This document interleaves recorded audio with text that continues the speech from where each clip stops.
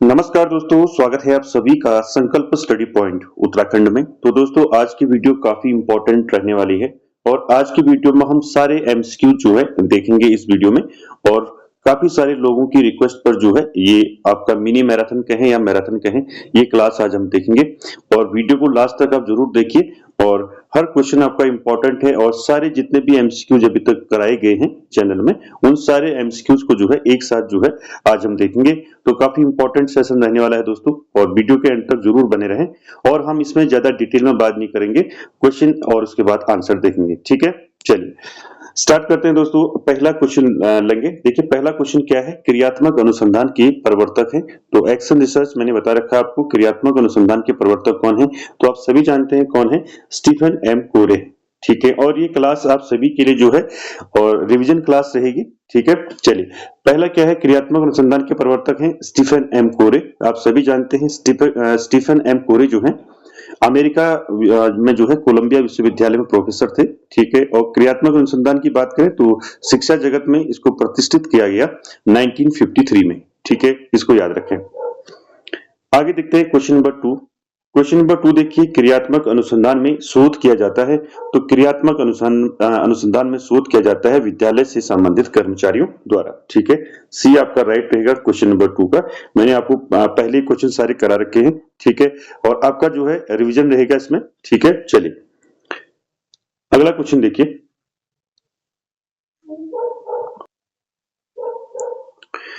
Question number 3 की बात करें दोस्तों, 3 है क्रियात्मक अनुसंधान के कार्य क्षेत्र में शामिल नहीं है। तो इनमें से कौन जो है क्रियात्मक अनुसंधान के कार्य क्षेत्र में शामिल नहीं है, तो क्या रहेगा राइट आंसर क्वेश्चन नंबर 3 का।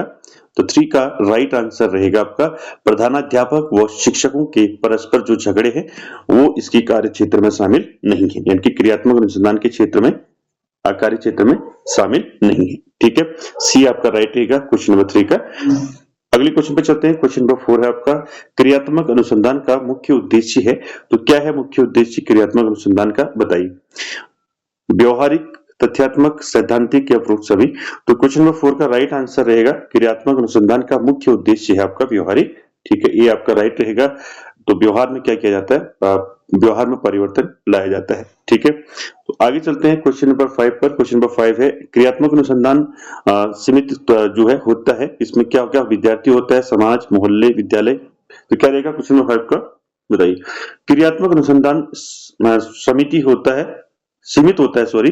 ठीक है, क्रियात्मक अनुसंधान सीमित होता है विद्यार्थियों तक, समाज तक, मोहल्ले तक या विद्यालय तक। तो आप सभी जानते हैं क्वेश्चन नंबर 5 का राइट आंसर क्या रहेगा, क्रियात्मक अनुसंधान जो है विद्यालय तक सीमित रहता है। ठीक है, डी आपका राइट रहेगा क्वेश्चन नंबर 5 का। आगे चलते हैं क्वेश्चन नंबर 6। हम जल्दी जल्दी जो है क्लास को आगे बढ़ा रहे हैं। ठीक है, तो इसमें हम क्वेश्चन और आंसर देखेंगे सिर्फ। ठीक है, देखिए क्रियात्मक अनुसंधान का मुख्य उद्देश्य है, बताइए क्या है क्रियात्मक अनुसंधान का मुख्य उद्देश्य, क्वेश्चन नंबर 6 का।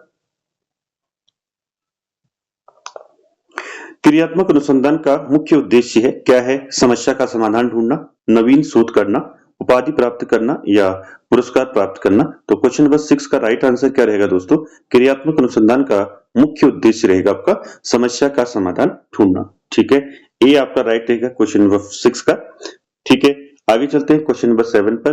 देखिए निम्नलिखित में से क्रियात्मक अनुसंधान का मूल उद्देश्य क्या है, नीचे ऑप्शन दिए हैं आपको। देखिए, विद्यालय का आर्थिक ढांचा सुधारना, नए सिद्धांतों की खोज करना, पुराने सिद्धांतों की व्याख्या करना या विद्यालय की कार्यप्रणाली में सुधार करना।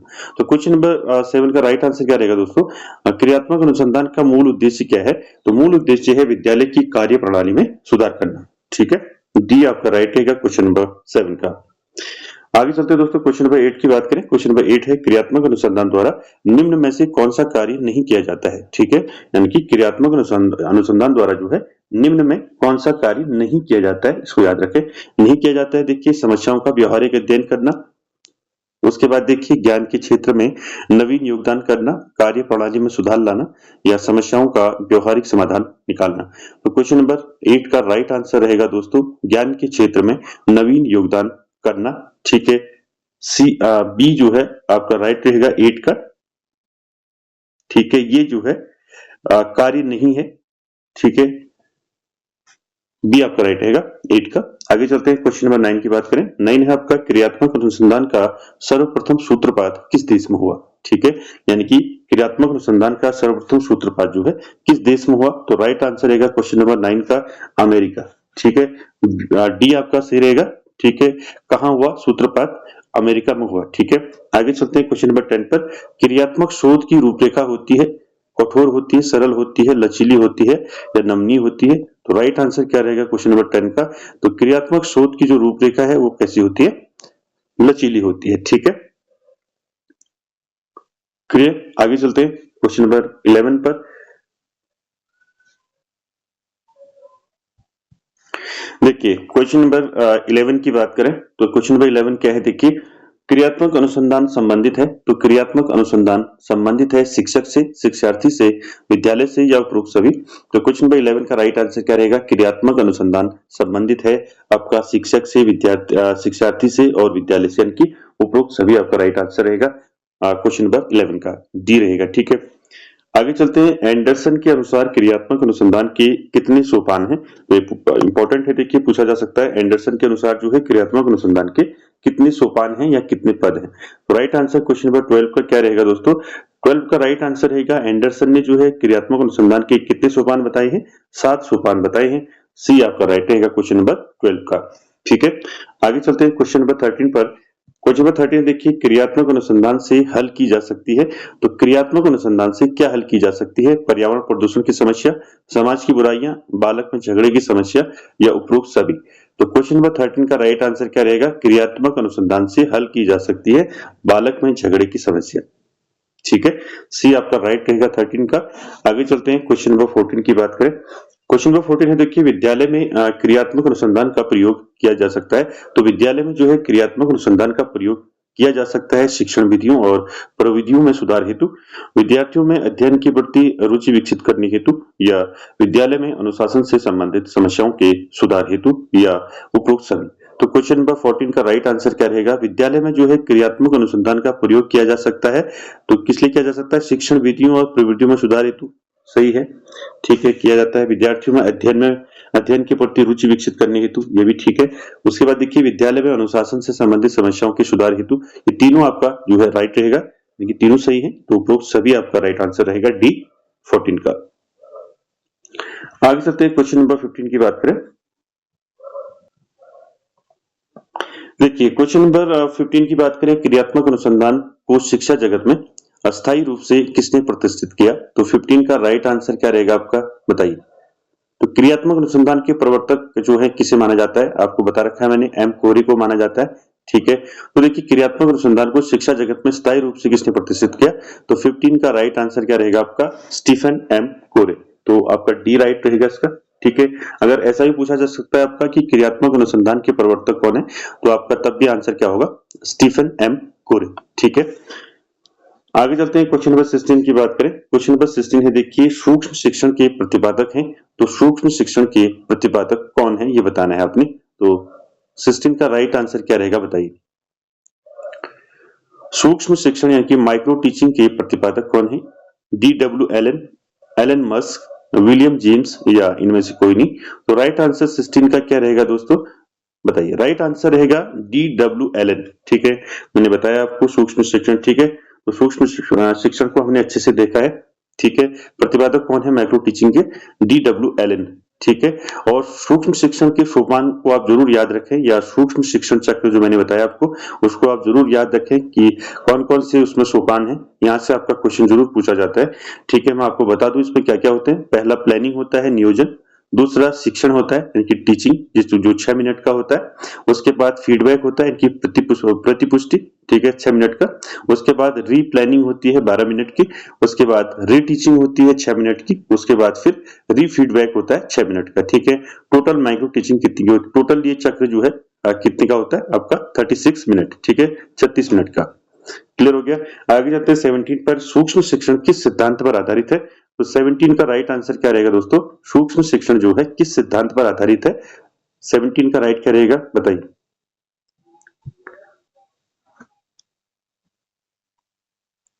बताइए, सूक्ष्म शिक्षण किस सिद्धांत पर आधारित है? तो आप सभी जानते हैं 17 का राइट क्या रहेगा? क्रिया प्रसूत सिद्धांत पर आधारित है आपका माइक्रो टीचिंग। ठीक है, यानी कि सूक्ष्म शिक्षण सिद्धांत जो है सूक्ष्म शिक्षण जो माइक्रो टीचिंग है किस सिद्धांत पर आधारित है? क्रिया प्रसूत सिद्धांत पर। ठीक है, डी आपका राइट रहेगा 17 का। आगे चलते हैं दोस्तों, 18 की बात करें तो सूक्ष्म शिक्षण का प्रतिपादन कब किया गया? मैंने अभी आपको बताया था। तो सूक्ष्म शिक्षण का प्रतिपादन कब किया गया? तो ये किया गया, बताइए कब किया गया? क्या रहेगा राइट आंसर 18 का? सूक्ष्म माइक्रो टीचिंग का प्रतिपादन जो है कब किया गया? तो राइट आंसर रहेगा दोस्तों 18 का 1963। ठीक है, बी ऑप्शन आपका राइट रहेगा क्वेश्चन नंबर 18 का, याद रखें। ठीक है, आगे चलते हैं क्वेश्चन नंबर 19 पर। 19 में देखिए, सूक्ष्म शिक्षण जो है कम समय, कम विद्यार्थियों व कम शिक्षण वाली विधि है, ये किसने कहा है? इंपॉर्टेंट है, बताइए क्या रहेगा 19 का राइट आंसर? सूक्ष्म शिक्षण जो है कम समय, कम विद्यार्थियों व कम शिक्षण वाली विधि है, ये किसने कहा है? ये कहा है बी.एम. शोर के द्वारा। ठीक है, याद रखें इसको, डी इसका राइट रहेगा क्वेश्चन नंबर 19 का। ठीक है, इसको याद रखें। आगे चलते हैं क्वेश्चन नंबर 20 पर। देखिए 20 क्या है? सूक्ष्म शिक्षण में किसी एक कौशल का अभ्यास करने के लिए समय निर्धारित है। तो सूक्ष्म शिक्षण में जो है किसी एक कौशल पर अभ्यास करने के लिए कितना समय निर्धारित है? 20 मिनट, 45 मिनट, 36 मिनट या 40 मिनट? मैंने अभी बताया आपको क्या रहेगा 20 का राइट आंसर, कितना होता है? 36 मिनट। ठीक है, सी आपका राइट रहेगा। पहला टीचिंग 6 मिनट की, उसके बाद फीडबैक 6 मिनट का, उसके बाद रीप्लानिंग 12 मिनट की, उसके बाद रीटीचिंग 6 मिनट का, उसके बाद रीफीडबैक 6 मिनट का। ठीक है, 36 हो गया आपका। आगे चलते हैं क्वेश्चन नंबर 21 पर। अगला क्वेश्चन देखिए 21, सूक्ष्म शिक्षण के सिद्धांत हैं। तो सूक्ष्म शिक्षण के सिद्धांत हैं स्वयं करके सीखना, बार बार अभ्यास का सिद्धांत, भूल को सुधारने व जानने का सिद्धांत, या उपरोक्त सभी। तो 21 का राइट आंसर क्या रहेगा? सूक्ष्म शिक्षण के सिद्धांत हैं स्वयं करके सीखना और बार बार अभ्यास का सिद्धांत, भूल को सुधारने व जानने का सिद्धांत। ठीक है, तो उपरोक्त सभी आपका राइट रहेगा। ठीक है, डी इसका राइट रहेगा 21 का। आगे चलते हैं क्वेश्चन नंबर 22 पर दोस्तों। 22 देखिए, सूक्ष्म शिक्षण की अवस्थाएं हैं। तो सूक्ष्म शिक्षण की अवस्थाएं हैं ज्ञानार्जन और कौशलार्जन, अंतरण, या उपरोक्त सभी। राइट आंसर क्या रहेगा 22 का? राइट आंसर रहेगा सूक्ष्म शिक्षण की जो अवस्थाएं हैं वो तीनों हैं। ठीक है, तो उपयुक्त सभी आपका राइट रहेगा। ठीक है, ज्ञानार्जन और कौशलार्जन और अंतरण। ठीक है, आगे चलते हैं क्वेश्चन नंबर 23 देखते हैं। ईमेल का अर्थ है, तो ईमेल का क्या अर्थ है? आप सभी जानते हैं क्या अर्थ है ईमेल का। ठीक है, क्या रहेगा? Electronic mail. ठीक है, सी आपका राइट रहेगा 23 का। आगे चलते हैं 24 क्वेश्चन नंबर। देखिए, ईमेल डिलीवर करने के लिए हम निम्नलिखित में से किस माध्यम का उपयोग करते हैं? तो किस माध्यम का उपयोग करते हैं? 24 का राइट आंसर क्या रहेगा? ईमेल डिलीवर करने के लिए हम निम्नलिखित में से किस माध्यम का उपयोग करते हैं? कंप्यूटर, फैक्स, पोस्टा, या इनमें से कोई नहीं। तो राइट आंसर 24 का क्या रहेगा? 24 का राइट आंसर रहेगा कंप्यूटर। ठीक है, यानी कि ईमेल कैसे डिलीवर करते हैं? कंप्यूटर से करते हैं, लैपटॉप से करते हैं, मोबाइल से करते हैं। ठीक है, चलिए आगे चलते हैं। क्वेश्चन नंबर 25 की बात करें तो फैक्स का पूर्ण रूप क्या है? मैंने बताया आपको फैक्स का पूर्ण रूप क्या है। तो 25 का राइट आंसर क्या रहेगा? Far away xerox. ठीक है, ए आपका राइट रहेगा क्वेश्चन नंबर 25 का। ठीक है, आगे चलते हैं 26 की बात करें। 26 से देखिए, निम्नलिखित में से कौन सा शब्द जो है इंटरनेट या ईमेल से संबंधित है? तो राइट आंसर क्या रहेगा क्वेश्चन नंबर 26 का, बताइए। निम्नलिखित में से कौन सा शब्द जो है इंटरनेट ईमेल से संबंधित है? तो राइट आंसर 26 का क्या रहेगा? 26 का राइट आंसर रहेगा बी, यानी कि बुकमार्क। ठीक है, क्लियर हो गया। आगे चलते हैं।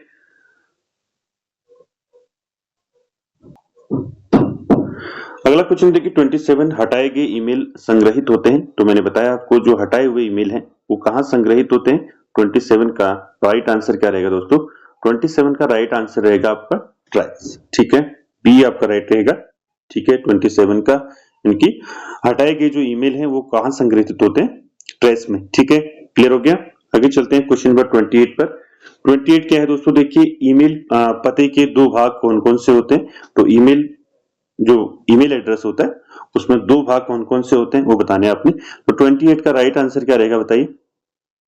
28 का राइट आंसर रहेगा यूजर नेम और डोमेन नेम। ठीक है, आपका डी राइट रहेगा, यूजर नेम और डोमेन नेम। ठीक है, डी आपका राइट रहेगा 28 का।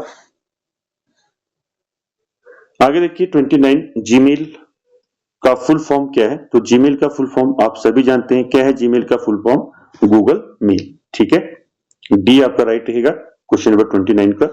आगे चलते हैं, किस फोल्डर में जो है जंक ईमेल है, तो किस फोल्डर में है junk email, inbox, unwanted spam या इनमें से कोई नहीं, बताइए क्या रहेगा राइट आंसर।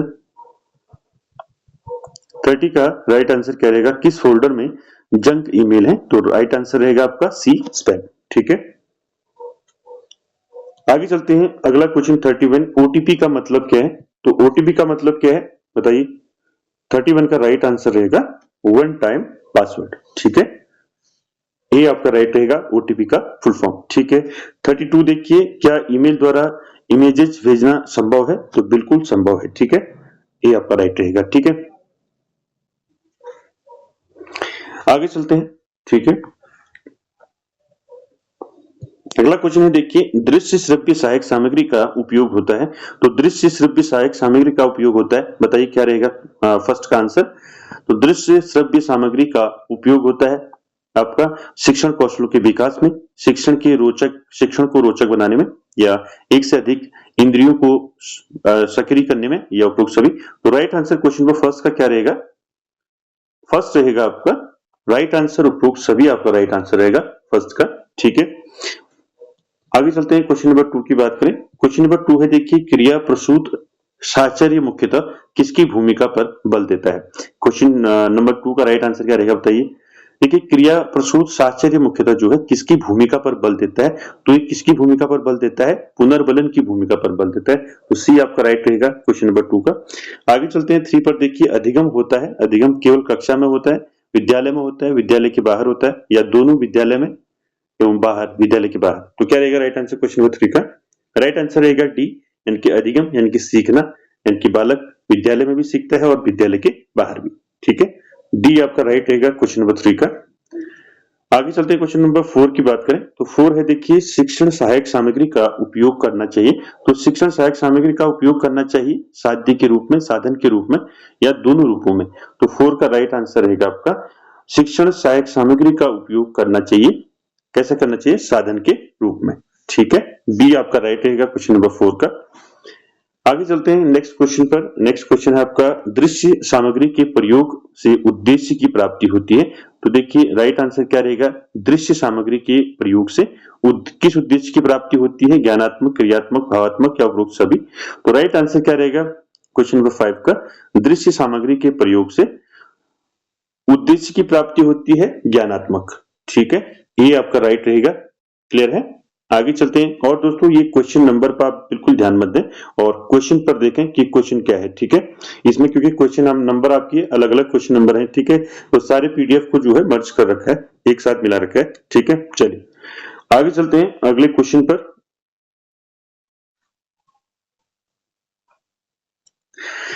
अगला क्वेश्चन देखिए, श्रव्य दृश्य उपकरण टेलीविजन का आविष्कार करता है, तो देखिए श्रव्य दृश्य उपकरण टेलीविजन का आविष्कार करता है, कौन है आविष्कार करता आपका टेलीविजन के, अब सभी जानते हैं। क्वेश्चन नंबर 6 का राइट आंसर क्या रहेगा बताइए।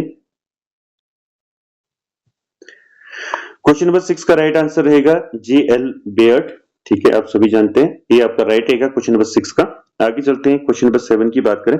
7 क्या है देखिए, एक अध्यापक श्रव्य दृश्य शिक्षण सामग्री के प्रयोग से अपने अध्यापन को रोचक बनाता है, मनोरंजक बनाता है, प्रासंगिक बनाता है, या सरल बनाता है। तो राइट आंसर क्वेश्चन नंबर 7 का क्या होगा, तो एक अध्यापक जो है श्रव्य दृश्य शिक्षण सामग्री के प्रयोग से अपने अध्यापन को क्या करता है, रोचक बनाता है। ठीक है, ये आपका राइट रहेगा क्वेश्चन नंबर 7 का। क्लियर है, आगे चलते हैं क्वेश्चन नंबर 8 पर। देखिए क्वेश्चन नंबर 8 क्या है, 8 है श्यामपट्ट का प्रयोग होता है, तो श्यामपट्ट का प्रयोग होता है, बताइए क्या रहेगा राइट आंसर क्वेश्चन नंबर 8 का। देखिए श्यामपट्ट का प्रयोग गृहकार्य देने में होता है, बिल्कुल होता है, कठिन शब्दों को व्यक्त करने में भी होता है, और पाठ योजना की रूपरेखा लिखते समय भी हम यूज करते हैं श्यामपट्ट का। तो राइट आंसर रहेगा आपका उपरोक्त सभी। ठीक है, डी राइट रहेगा इसका। चलिए अगला क्वेश्चन देखते हैं, क्वेश्चन नंबर 9। ठीक है, 9 क्या है देखिए, दृश्य श्रव्य सामग्री के प्रयोग के संबंध में निम्न में से कौन सा आधार सर्वाधिक महत्वपूर्ण है। तो क्वेश्चन नंबर 9 का राइट आंसर क्या रहेगा बताइए। दृश्य श्रव्य सामग्री के प्रयोग के संबंध में निम्न में से कौन सा आधार जो है सर्वाधिक महत्वपूर्ण है। तो सर्वाधिक महत्वपूर्ण आधार क्या है, क्वेश्चन नंबर 9 का राइट आंसर क्या रहेगा, ज्ञानेंद्रियों का ज्ञानेंद्रियों का संबंधित ज्ञान से साक्षात्कार, तो सी आपका राइट रहेगा क्वेश्चन नंबर 9 का। ठीक है, और साथ ही साथ जो है आप कॉपी पेन जो है साथ में रखें। ठीक है, चलिए आगे चलते हैं। अगला क्वेश्चन है आपका, अगला क्वेश्चन है स्मृति में सर्वाधिक समय तक रहता है देखी हुई, पढ़ी हुई, सुनी हुई या देखी व सुनी हुई। तो राइट आंसर 10 का क्या रहेगा आपका, स्मृति में सर्वाधिक समय तक रहता है आपका देखी व सुनी हुई चीज। ठीक है, डी आपका राइट रहेगा क्वेश्चन नंबर 10 का। ठीक है, आगे चलते हैं अगले क्वेश्चन पर। क्वेश्चन नंबर 11 देखिए दोस्तों, निम्न में से अध्यापन कौशल किसमें है, सैंपट लेखन, प्रश्न करना, समझाना, उपरोक्त सभी। तो 11 का राइट आंसर क्या रहेगा दोस्तों, बताइए। निम्न में से अध्यापन कौशल किसमें है, तो आप राइट आंसर रहेगा सैंपट लेखन, प्रश्न करना, समझाना, ये सभी आ जाएगा। डी आपका राइट रहेगा क्वेश्चन नंबर 11 का। 12 देखिए, शिक्षक शिक्षण सामग्री का उपयोग क्यों करते हैं, तो बताइए क्या रहेगा राइट आंसर 12 का। तो टीचर जो है क्यों करता है आपका शिक्षण सामग्री का उपयोग, तो आप सभी जानते हैं 12 का राइट आंसर क्या रहेगा, विद्यार्थियों की समझ को बढ़ाना। ठीक है, किस लिए करता है, तो 12 का राइट आंसर क्या रहेगा आपका, विद्यार्थियों की समझ को बढ़ाना। ठीक है, सी राइट रहेगा। आगे चलते हैं, अगला क्वेश्चन है आपका, कठपुतली खेल कौन सा माध्यम है, श्रव्य है, दृश्य है या श्रव्य दृश्य है या क्रियात्मक है। तो 13 का राइट आंसर क्या रहेगा, कठपुतली खेल जो है आपका क्या रहेगा राइट आंसर, बताइए। कठपुतली खेल जो है कौन सा माध्यम है, ये है क्रियात्मक माध्यम। ठीक है, डी राइट रहेगा क्वेश्चन नंबर 13 का। आगे चलते हैं क्वेश्चन नंबर 14 पर। 14 क्या है देखिए, श्रव्य दृश्य सामग्री के प्रयोग करने से शिक्षण में आती है, क्या आती है, कुशलता आती है, प्रभावशीलता आती है, रुकावट आती है, या ए और बी दोनों। तो राइट आंसर 14 का क्या रहेगा बताइए। 14 का राइट आंसर रहेगा ए और बी दोनों, यानी कि श्रव्य दृश्य सामग्री के प्रयोग करने से शिक्षण में कुशलता और प्रभावशीलता आती है। ठीक है, तो आपका ए और बी दोनों सही है, तो रहेगा आपका डी राइट रहेगा। ठीक है, आगे चलते हैं क्वेश्चन नंबर 15 की बात करें। 15 है, निम्न में श्रव्य दृश्य सामग्री नहीं है, कौन सी इसमें जो है श्रव्य दृश्य सामग्री नहीं है कह रहा है। ठीक है, बताइए क्या रहेगा 15 का राइट आंसर। देखिए टेलीविजन आपका क्या है, श्रव्य दृश्य है, कंप्यूटर भी है, ठीक है, और इंटरनेट भी है। तो लिंगवा फोन जो है आपका श्रव्य दृश्य नहीं है, डी आपका राइट रहेगा 15 का। ठीक है, तो लिंगवा फोन जो है ये क्या है, एक भाषा प्रशिक्षण से संबंधित है। ठीक है, डी राइट रहेगा। आगे चलते हैं क्वेश्चन नंबर 16 की बात करें। 16 क्या है देखिए, अधिगम की दृष्टि से सर्वोत्तम शिक्षण सामग्री है। तो अधिगम की दृष्टि से यानी कि सीखने की दृष्टि से सर्वोत्तम शिक्षण सामग्री कौन सी है, पाठ्य पुस्तक में दी हुई, बाजार में उपलब्ध, छात्र निर्मित या अध्यापक निर्मित। तो 16 का राइट आंसर क्या रहेगा दोस्तों, बताइए। 16 का राइट आंसर क्या रहेगा, अधिगम की दृष्टि से सर्वोत्तम शिक्षण सामग्री है, तो वो है आपकी छात्र निर्मित। ठीक है, सी राइट रहेगा। ठीक है, अगला क्वेश्चन देखेंगे, क्वेश्चन नंबर 17 की बात करें। क्वेश्चन नंबर 17 है आपका, दृश्य श्रव्य सामग्री का उपयोग जो है अधिकतम किसमें किया जाता है, बताइए किसमें किया जाता है वो बताना आपने। 17 का राइट आंसर क्या रहेगा, 17 का राइट आंसर रहेगा इनकी दृश्य श्रव्य सामग्री का जो उपयोग है वो अधिकतम किसमें किया जाता है, तो किया जाता है संचार में। ठीक है, क्लियर है, सी आपका राइट रहेगा, संचार यानी कि दूरदर्शन, टेलीविजन, आपका यूट्यूब, ये सारी चीजें आ जाती हैं। ठीक है, चलिए आगे चलते हैं, क्वेश्चन नंबर 18 की बात करें। 18 क्या है, निम्न में श्रव्य सामग्री नहीं है, बताइए कौन सी इसमें जो है एक श्रव्य सामग्री नहीं है। तो 18 का राइट आंसर क्या रहेगा, 18 का राइट आंसर रहेगा आपका पोस्टर। ठीक है, पोस्टर आपका श्रव्य सामग्री नहीं है। ठीक है, चलिए आगे चलते हैं, क्वेश्चन नंबर 19 की बात करें। 19 है, निम्न में जो है श्रव्य दृश्य सामग्री है कौन सी है बताना है। तो 19 का राइट आंसर क्या रहेगा आपका, बताइए। Radio, telephone, Doordarshan, model. तो इजी है। ठीक है, श्रव्य दृश्य सामग्री कौन सी है इसमें, तो आपका दूरदर्शन। ठीक है, सी राइट रहेगा क्वेश्चन नंबर 19 का। आगे चलते हैं, क्वेश्चन नंबर 20 की बात करें। क्वेश्चन नंबर 20 है, मूक का क्या अर्थ है, मैंने बताया आपको मूक यानी कि मैसिव ओपन ऑनलाइन कोर्स। ठीक है, इसका अर्थ क्या है, ठीक है, क्या है अर्थ इसका, मूक का मैसिव ओपन ऑनलाइन कोर्स। ठीक है, ये इसका राइट रहेगा 20 का। आगे चलते हैं 21 पर। 21 है देखिए, मूक्स क्या है एक को बताना है आपने 21 में, बताइए क्या है मूक्स। देखिए मूक्स आपका पाठ्यक्रम जिनमें व्यक्तिगत उपस्थिति की आवश्यकता होती है, सीमित संख्या में छात्रों के लिए पाठ्यक्रम है या मुफ्त ऑनलाइन पाठ्यक्रम है या इनमें से कोई नहीं। तो आप सभी जानते हैं मूक्स क्या है, एक फ्री ऑनलाइन कोर्स है। सी आपका राइट रहेगा क्वेश्चन नंबर 21 का। ठीक है,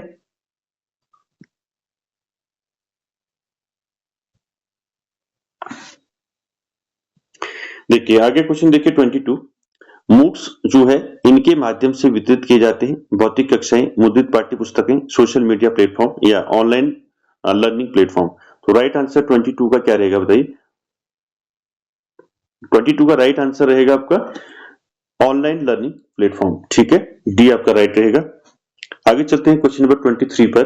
23 क्या है देखिए, मूक्स का उपयोग करके पहुंचा जा सकता है पर्सनल कंप्यूटर में, स्मार्टफोन में, ठीक है, टैबलेट्स में या उपरोक्त सभी। तो राइट आंसर 23 का राइट आंसर क्या रहेगा, तो राइट आंसर रहेगा आपका उपरोक्त सभी।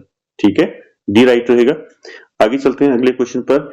मूक्स जो है अक्सर पेशकश करते हैं, किस चीज की पेशकश करते हैं, शैक्षणिक डिग्री की, और पूरा करने के बाद नौकरी की नियुक्ति, शीर्ष प्रदर्शन करने वालों के लिए मौद्रिक पुरस्कार या पूरा करने के लिए सत्यापित प्रमाण पत्र। तो राइट आंसर 24 का क्या रहेगा।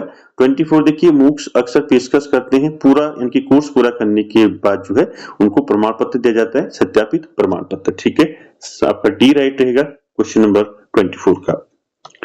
आगे चलते हैं 25 पर दोस्तों। 25 है किसी पदार्थ के अनुरूप व्यवहार को ढालने की प्रक्रिया को कहा जाता है। तो किसी पदार्थ के अनुरूप जो है व्यवहार को ढालने की प्रक्रिया को क्या कहा जाता है। तो 25 का राइट आंसर क्या रहेगा बताइए।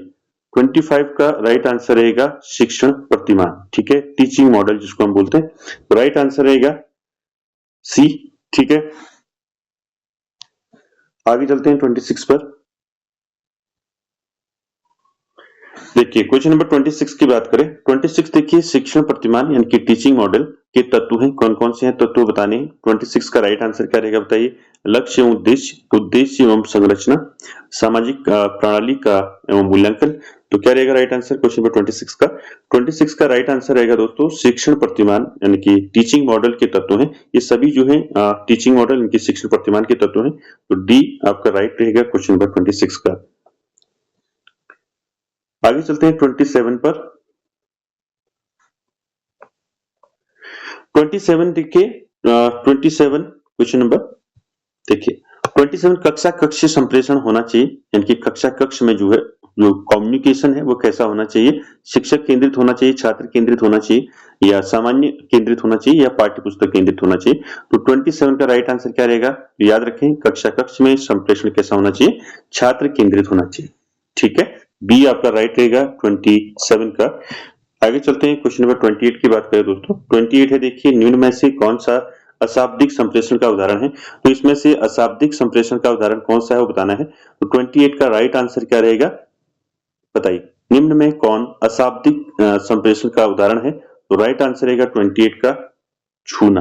ठीक है, ये क्या है एक अशाब्दिक संप्रेषण है। ठीक है, आगे चलते हैं 29 की बात करें। 29 है देखिए निम्न में कौन सा कारक कक्षा कक्ष के शाब्दिक संप्रेषण में जो है बाधा डालता है। तो राइट आंसर क्या रहेगा बताइए 29 का।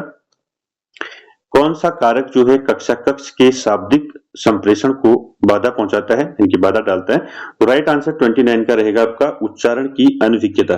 ठीक है, बी इसका राइट रहेगा क्वेश्चन नंबर 29 का। आगे चलते हैं क्वेश्चन नंबर 30 पर। क्वेश्चन नंबर 30 क्या है देखिए सहकारी अधिगम से तात्पर्य है। तो सहकारी अधिगम क्या होता है ये बताना है आपने। क्या होता है सहकारी अधिगम बताइए। जब दो या दो से अधिक छात्र क्या करते हैं समूह में कार्य करते हैं तो उसको हम क्या बोलते हैं सहकारी अधिगम। ठीक है, तो आपका राइट आंसर 30 का क्या रहेगा, बी रहेगा। दो या दो से अधिक छात्र समूह में कार्य करते हैं जब, उसको हम क्या बोलते हैं सहकारी अधिगम। ठीक है, आगे देखिए दीक्षा का फुल फॉर्म यहाँ पर लिखा गया है। दीक्षा का फुल फॉर्म क्या होता है ये आप याद रखें, क्या होता है digital infrastructure for knowledge sharing. ठीक है, इसको आप याद रखें। आगे चलते हैं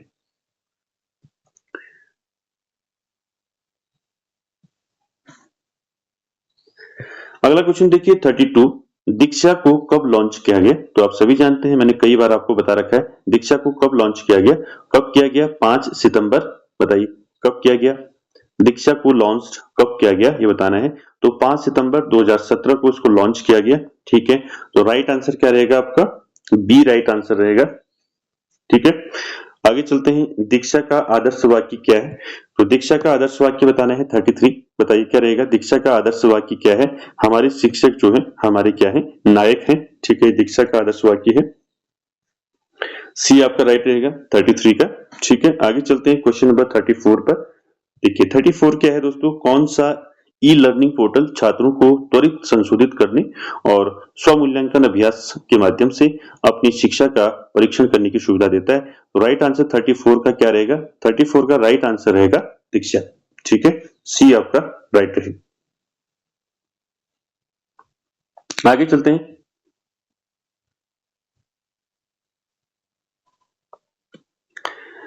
अगला क्वेश्चन है दोस्तों, अगला क्वेश्चन है व्यक्तित्व एक व्यक्ति के व्यवहार, तरीकों, दृष्टिकोणों, क्षमताओं, योजनाओं तथा अभिरुचियों का विशिष्टतम संगठन है। ये किसने कहा है बताना है आपने। तो right answer question number first का क्या रहेगा इसका? राइट आंसर बताएं। किसने कहा है व्यक्तित्व एक व्यक्ति के व्यवहार, तरीकों, दृष्टिकोणों, क्षमताओं, योजनाओं तथा अभिरुचियों का विशिष्टतम संगठन है? ये किसने कहा है? ये कहा है मन ने। ठीक है, डी आपका राइट रहेगा क्वेश्चन नंबर 1 का। आगे चलते हैं, क्वेश्चन नंबर 2 की बात करें। देखिए व्यक्तित्व के लिए अंग्रेजी शब्द जो है पर्सनालिटी है, जो लैटिन भाषा के शब्द डैश से उत्पन्न हुआ है, जिसका अर्थ है मुखौटा। तो बताना है आपको पर्सनालिटी लैटिन भाषा के किस शब्द से इसका उत्पन्न हुआ है। तो बताना है। क्वेश्चन नंबर 2 का राइट आंसर आप सभी जानते हैं, जिसका अर्थ क्या होता है? मुखौटा होता है। तो राइट आंसर रहेगा आपका पर्सोना।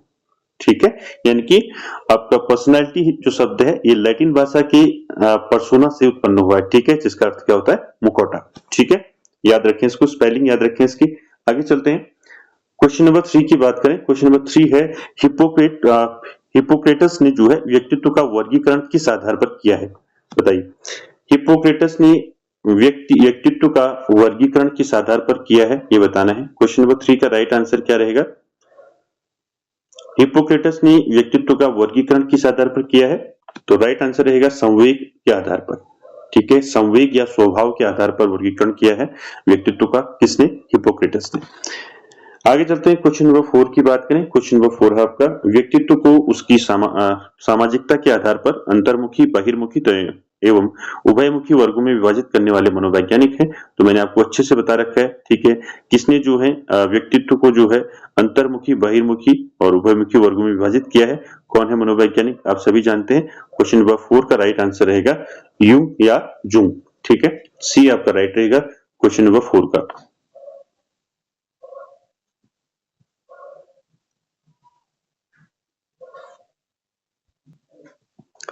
अगला क्वेश्चन देखिए, क्वेश्चन नंबर 5 की बात करें। थॉर्नडाइक ने व्यक्तित्व का वर्गीकरण किस आधार पर किया है? तो थॉर्नडाइक का नाम आ गया। ठीक है, थॉर्नडाइक ने व्यक्तित्व का वर्गीकरण किस आधार पर किया है? तो आप सभी जानते हैं। क्वेश्चन नंबर 5 का राइट आंसर क्या रहेगा? कल्पना एवं विचार शक्ति के आधार पर किया है। तो आपका डी राइट रहेगा क्वेश्चन नंबर 5 का। ठीक है, बात करें थॉर्नडाइक की, मैंने आपको बताया थॉर्नडाइक के बारे में, अमेरिका के मनोवैज्ञानिक थे। ठीक है, इनने बिल्ली पर प्रयोग किया था और प्रथम शैक्षिक मनोवैज्ञानिक माना जाता है थॉर्नडाइक को। ठीक है, और अधिगम के सबसे पहले अधिगम के सिद्धांत भी किसने दिए? थॉर्नडाइक ने दिए। ठीक है, ये भी आप साथ में याद रखें। आगे चलते हैं, अगला क्वेश्चन है क्वेश्चन नंबर 6 की बात करें। प्रकृति यानी कि नेचर के आधार पर व्यक्तित्व का विभाजन किसने किया है? तो राइट आंसर क्या रहेगा क्वेश्चन नंबर 6 का? यानी कि नेचर के अकॉर्डिंग जो है किसने जो है पर्सनालिटी को जो है विभाजन किया है? तो राइट आंसर क्वेश्चन नंबर 6 का राइट आंसर रहेगा विलियम जेम्स। ठीक है, सी आपका राइट रहेगा 6 का। आगे चलते हैं, क्वेश्चन नंबर 7 की बात करें। 7 है, देखिए व्यक्तित्व जो है, व्यक्तित्व मापन की जो है प्रश्नावली विधि में जब प्रश्नों के उत्तर हाँ या नहीं में देने होते हैं तो यह क्या कहलाती है? इंपॉर्टेंट है दोस्तों। देखिए व्यक्तित्व मापन की जो प्रश्नावली विधि है उसमें जो है जब प्रश्नों के उत्तर हाँ या ना में देने होते हैं तो यह क्या कहलाता है? बंद प्रश्नावली, खुली या मिश्रित? तो राइट आंसर क्या होगा क्वेश्चन नंबर 7 का? 7 का राइट आंसर रहेगा आपका बंद प्रश्नावली। जब हाँ या ना में हाँ या ना में आपको प्रश्नों के उत्तर देने होते हैं तो क्या कहलाता है? बंद प्रश्नावली कहलाया जाता है। ठीक है, आगे चलते हैं, क्वेश्चन नंबर 8 की बात करें। 8 है, देखिए किसके अनुसार व्यक्तित्व जो है व्यक्ति के संगठित व्यवहार का संपूर्ण चित्र होता है? तो किसने कहा है? बताइए। राइट आंसर 8 का क्या रहेगा? किसके अनुसार व्यक्तित्व जो है व्यक्ति के संगठित व्यवहार का संपूर्ण चित्र होता है। तो राइट आंसर रहेगा आपका डेसिल। ठीक है, ये आपका राइट रहेगा क्वेश्चन नंबर 8 का। आगे चलते हैं, अगला क्वेश्चन है आपका कैरेक्टर एंड पर्सनालिटी जो है नामक पुस्तक किसने लिखी है। तो मैंने आपको बताया है कैरेक्टर एंड पर्सनालिटी नामक पुस्तक किसने लिखी है। तो 9 का राइट आंसर क्या रहेगा आपका, किसने लिखी है बताइए। कैरेक्टर एंड पर्सनालिटी जो है नामक पुस्तक किसने लिखी है। तो ये लिखी है पोलिन्स्की द्वारा। ठीक है, बी आपका राइट रहेगा क्वेश्चन नंबर 9 का। आगे चलते हैं क्वेश्चन नंबर 10 पर। क्वेश्चन नंबर 10 है, देखिए व्यक्तित्व मापन की किस विधि में किसी समूह के व्यक्तियों में से पहली पसंद का व्यक्ति चुनने के लिए कहा जाता है। तो इंपॉर्टेंट है, देखिए व्यक्तित्व मापन की किस विधि में किसी समूह के व्यक्तियों में से पहली पसंद का व्यक्ति चुनने के लिए कहा जाता है। तो राइट आंसर क्वेश्चन नंबर 10 का क्या रहेगा, समाज मिति विधि। ठीक है, डी आपका राइट रहेगा। क्लियर है, आगे चलते हैं।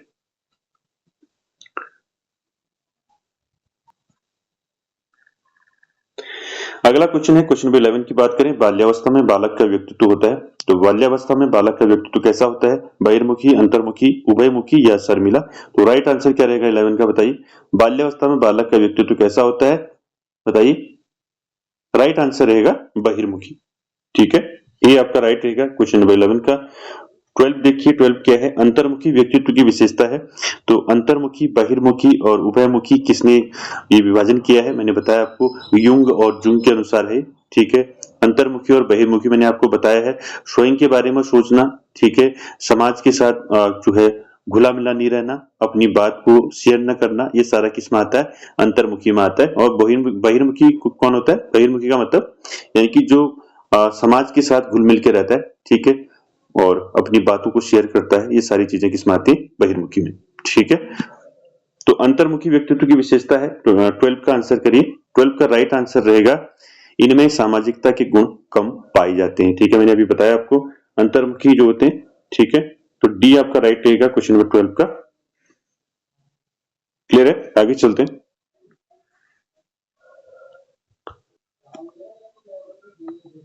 अगला क्वेश्चन है क्वेश्चन नंबर 13 की बात करें, फ्राइड ने सबसे अधिक बल किस मूल प्रवृत्ति पर दिया है। तो 13 का राइट आंसर क्या रहेगा, फ्राइड ने सबसे अधिक बल किस मूल प्रवृत्ति पर दिया है। तो राइट आंसर रहेगा काम प्रवृत्ति पर दिया है सबसे अधिक बल फ्राइड ने।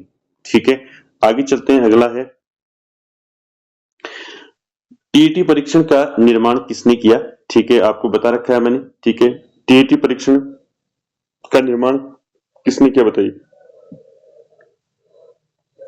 14 का राइट आंसर क्या रहेगा, टीईटी परीक्षण का निर्माण किसने किया। तो मॉर्गन व मूरे ने किया। ठीक है, बी आपका राइट रहेगा क्वेश्चन नंबर 14 का।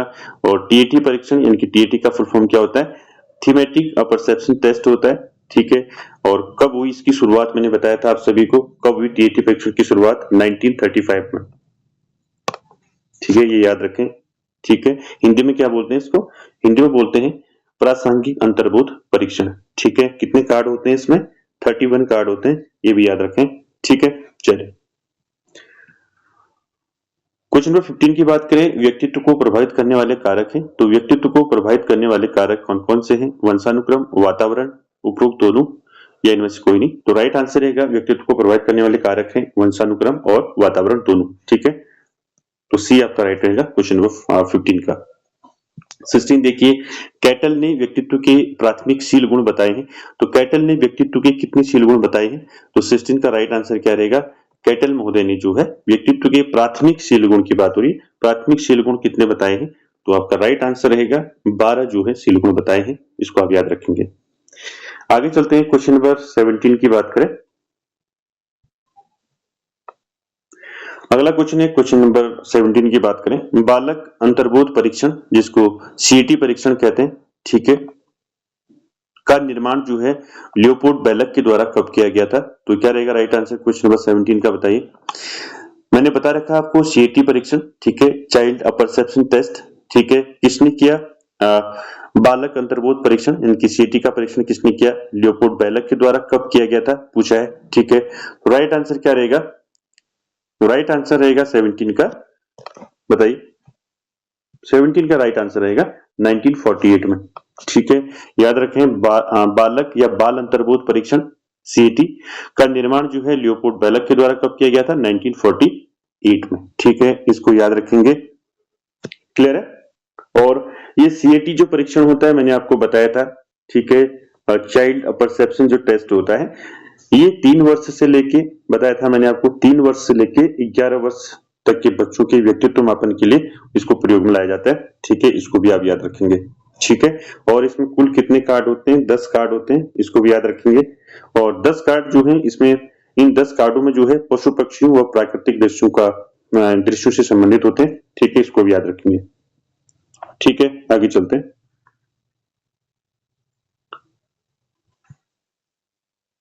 अगला क्वेश्चन है, क्वेश्चन नंबर 18 की बात करें, किस प्रकार की प्रश्नावली में उत्तर जो है वाक्यों के रूप में पूरे लिखने होते हैं? बताइए क्या रहेगा राइट आंसर 18 का? किस प्रकार की प्रश्नावली में उत्तर जो है वाक्यों के रूप में पूरे लिखने होते हैं?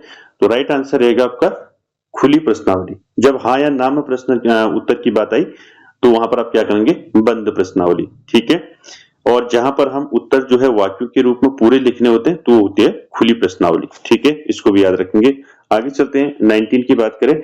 19 है व्यक्तित्व के रचना सिद्धांत के प्रतिपादक हैं। तो व्यक्तित्व के रचना सिद्धांत के प्रतिपादक कौन है? तो आप सभी जानते हैं, रचना सिद्धांत जो है व्यक्तित्व का किसने दिया है? सेल्डन के द्वारा दिया है। बी आपका राइट रहेगा क्वेश्चन नंबर 19 का। आगे चलते हैं दोस्तों, अगला क्वेश्चन है क्वेश्चन नंबर 20। सेल्डन ने व्यक्तित्व का वर्गीकरण किस आधार पर किया है? तो राइट आंसर 20 का क्या रहेगा बताइए? सेल्डन ने व्यक्तित्व का वर्गीकरण किस आधार पर किया है? तो शारीरिक बनावट के आधार पर किया है। ठीक है, याद रखें। सी आपका राइट रहेगा क्वेश्चन नंबर 20 का। आगे चलते हैं, क्वेश्चन नंबर 21 देखेंगे। 21 है आपका अनुभव द्वारा व्यवहार में परिवर्तन क्या कहलाता है? तो 21 का राइट आंसर रहेगा अनुभव द्वारा व्यवहार में परिवर्तन को क्या कहते हैं हम? सीखना। ठीक है, तो राइट आंसर क्या रहेगा? बी रहेगा 21 का। आगे चलते हैं, क्वेश्चन नंबर 22 की बात करें।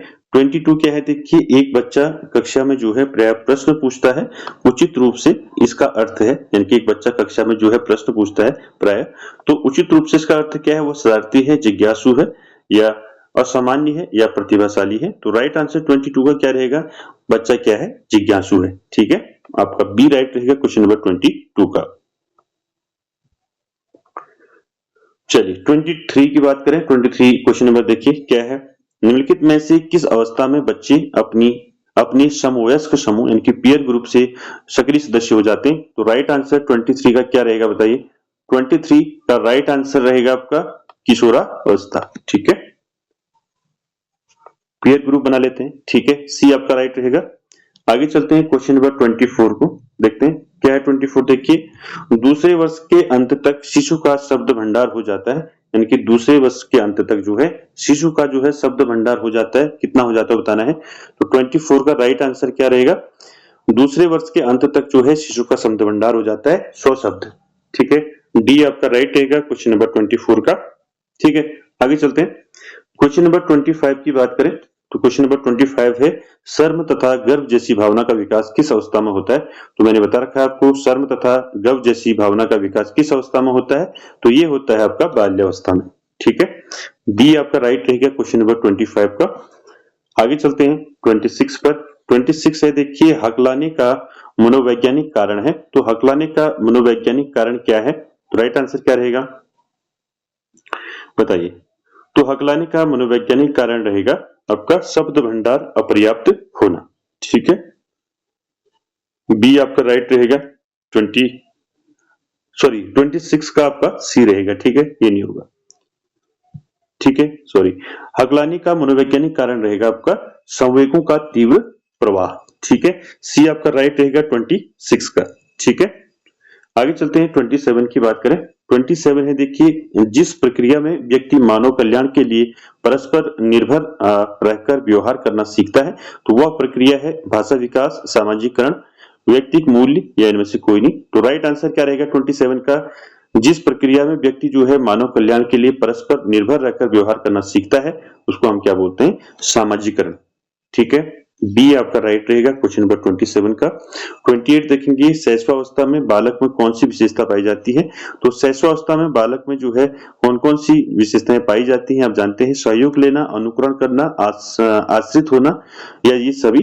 तो राइट आंसर क्या रहेगा, शैशवावस्था में बालक में कौन सी विशेषताएं पाई जाती हैं? ये सारी पाई जाती हैं, सहयोग लेना, अनुकरण करना और आश्रित होना। तो डी आपका राइट रहेगा फिर, ठीक है, डी इसका राइट रहेगा 28 का। आगे चलते हैं 29 क्वेश्चन नंबर।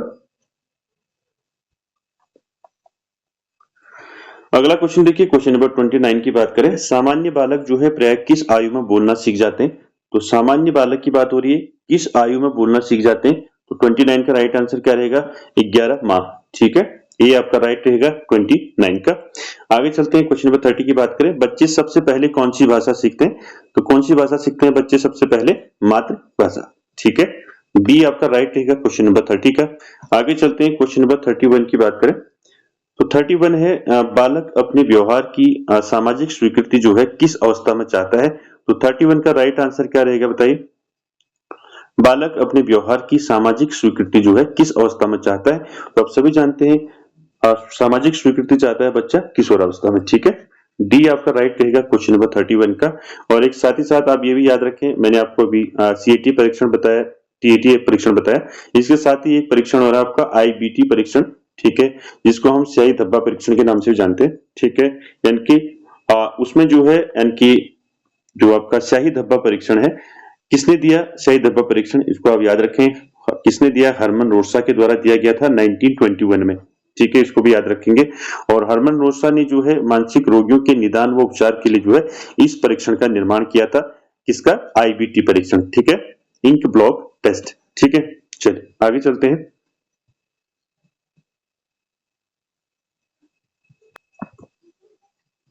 आगे चलते हैं क्वेश्चन नंबर फर्स्ट देखिए, शिक्षा क्या करती है? बताइए शिक्षा क्या करती है? पहले का आंसर क्या रहेगा, संस्कृति का संरक्षण, संस्कृति का हस्तांतरण, संस्कृति का विकास या ये सभी। तो राइट आंसर रहेगा आपका डी, ठीक है, शिक्षा क्या करती है, संस्कृति का संरक्षण करती है और उसका हस्तांतरण करती है और उसका विकास करती है, ठीक है, तो डी आपका राइट रहेगा क्वेश्चन नंबर फर्स्ट का। आगे चलते हैं क्वेश्चन नंबर 2 की बात करें, 2 क्या है देखिए, मनुष्य को मनुष्य की अंतर्निहित पूर्णता को अभिव्यक्त करना ही शिक्षा है, ये किसने कहा है? बताइए, ये क्वेश्चन मैंने कई बार बता रखा है आपको, मनुष्य की अंतर्निहित पूर्णता को अभिव्यक्त करना ही शिक्षा है, ये किसने कहा है? तो ये कहा है स्वामी विवेकानंद जी के द्वारा, ठीक है, सी आपका राइट रहेगा क्वेश्चन नंबर 2 का। आगे चलते हैं क्वेश्चन नंबर 3 की बात करें, देखिए शिक्षा एक त्रिमुखी प्रक्रिया है, ये किसने कहा है? ठीक है, बताइए किसने कहा है शिक्षा एक त्रिमुखी प्रक्रिया है? ये मैंने आपको बताया है किसके द्वारा कहा गया है, जॉन डीवी ने कहा है, ठीक है, शिक्षा त्रिमुखी। ये त्रिमुखी में कौन कौन आते हैं, आपका टीचर, स्टूडेंट और आपका पाठ्यक्रम, ठीक है, इसको भी याद रखेंगे। आगे चलते हैं क्वेश्चन नंबर 4 की बात करें, ज्ञानार्जन का अर्थ क्या है? तो क्या होता है ज्ञानार्जन का अर्थ, आप सभी जानते हैं, ज्ञानार्जन यानी कि ज्ञान का अर्जन यानी कि ज्ञान प्राप्ति। राइट आंसर 4 का क्या रहेगा बताइए, 4 का राइट आंसर रहेगा आपका बौद्धिक प्रशिक्षण। क्या है ज्ञानार्जन का अर्थ, बौद्धिक प्रशिक्षण। आगे चलते हैं 5 क्वेश्चन नंबर देखते हैं,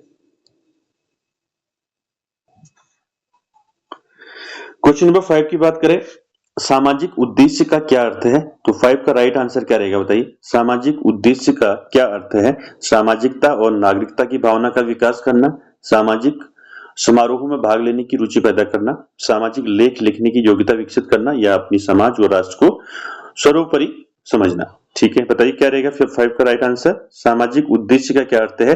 तो सामाजिकता और नागरिकता की भावना का विकास करना, ठीक है, ये आपका राइट रहेगा क्वेश्चन नंबर 5 का। चलिए आगे चलते हैं, क्वेश्चन नंबर 6 देखते हैं, परिवार जो है शिक्षा का सर्वोच्च स्थान और बालक का प्रथम विद्यालय है, ये किसने कहा है? बताइए राइट आंसर क्या रहेगा क्वेश्चन नंबर 6 का, किसने कहा है कि परिवार जो है शिक्षा का सर्वोच्च स्थान और बालक का प्रथम विद्यालय है? तो ये किसके द्वारा कहा गया है? क्वेश्चन नंबर 6 का राइट आंसर क्या रहेगा, ये कहा है आपका पेस्टालॉजी के द्वारा, ठीक है, ये राइट रहेगा क्वेश्चन नंबर 6 का। आगे चलते हैं 7 पे चलते हैं, देखिए शिक्षा के उद्देश्यों का निर्माण किसके द्वारा होता है? बताइए, दर्शन के द्वारा, टीचर्स के द्वारा, सरकार के द्वारा, राजनीतिज्ञों के द्वारा। तो क्या रहेगा क्वेश्चन नंबर 7 का राइट आंसर, शिक्षा के उद्देश्य का निर्माण किसके द्वारा होता है? दर्शन के द्वारा। ठीक है, आपका ए राइट रहेगा क्वेश्चन नंबर 7 का। 8 देखिए क्वेश्चन नंबर, पाठ्यक्रम की समस्या कैसी समस्या है वो बताना है। 8 देखिए, पाठ्यक्रम की समस्या कैसी समस्या है बताइए। पाठ्यक्रम की समस्या कैसी समस्या है? यह एक दार्शनिक समस्या है, सामाजिक समस्या है, आध्यात्मिक समस्या है या अलौकिक समस्या है? तो राइट आंसर 8 का क्या रहेगा? एक दार्शनिक समस्या है पाठ्यक्रम की समस्या। ठीक है, अगला क्वेश्चन देखिए क्वेश्चन नंबर 9, दर्शन का संबंध वास्तव में किससे है? तो दर्शन का संबंध किससे है? जिज्ञासा से है, कल्पना से है या तर्कपूर्ण चिंतन और मनन से है या उपरोक्त सभी? तो 9 का राइट आंसर क्या रहेगा? दर्शन का संबंध जो है वास्तव में जो है सभी से है। ठीक है, जिज्ञासा से, कल्पना से, तर्कपूर्ण चिंतन और मनन से। तो उपरोक्त आपका डी आपका सही रहेगा 9 का। ठीक है, आगे चलते हैं क्वेश्चन नंबर 10 की बात करें। देखिए अगला क्वेश्चन, देखिए क्वेश्चन नंबर 10 की बात करें। देखिए शिक्षा दर्शन किस पर विचार करता है? तो शिक्षा दर्शन किस पर विचार करता है बताना आपने। बताओ राइट आंसर क्या रहेगा इसका? क्वेश्चन नंबर 10 का शिक्षा दर्शन किस पर विचार करता है? तो किस पर विचार करता है? शिक्षा से संबंधित समस्याओं पर। ठीक है, शिक्षा से संबंधित समस्याओं पर विचार करता है शिक्षा दर्शन। ठीक है, सी राइट रहेगा क्वेश्चन नंबर 10 का। आगे चलते हैं क्वेश्चन नंबर 11 की बात करें। 11 क्या है? देखिए शिक्षा दर्शन की क्या आवश्यकता है बताइए। शिक्षा दर्शन की क्या आवश्यकता है? 11 का राइट आंसर क्या रहेगा? 11 का राइट आंसर रहेगा आपका, शिक्षा दर्शन की आवश्यकता क्या आवश्यकता है? शिक्षा की प्रक्रिया को पूर्ण और उपयोगी बनाने के लिए। ठीक है, 11 का आपका राइट आंसर रहेगा सी। ठीक है, आगे चलते हैं।